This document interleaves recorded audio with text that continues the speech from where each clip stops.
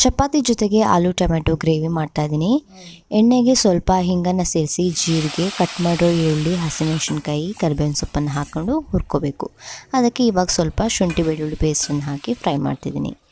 ಇದಕ್ಕಿವಾಗ ಅರಿಶಿನ ಪುಡಿ, chilli powder, ಧನಿಯಾ ಪುಡಿ, ಗರಂ ಮಸಾಲೆನ ಹಾಕ್ಕೊಂಡು ಫ್ರೈ ಮಾಡಬೇಕು.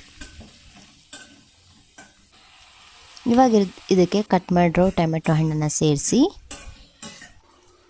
ರುಚಿಗೆ ತಕ್ಕಷ್ಟು ಉಪ್ಪನ್ನು ಹಾಕಿ ಮುಚ್ಚಿಟ್ಟು ಬೇಯಿಸಬೇಕು. ಟೊಮೆಟೊ ಮೆತ್ತಗಾದ ನಂತರ ಬೇಯಿಸಿರೋ 2 ಆಲೂಗೆಡ್ಡೆನ ಹಾಗೆ ಸ್ಮ್ಯಾಶ್ ಮಾಡಿ ಹಾಕ್ತಾಯಿದ್ದೀನಿ.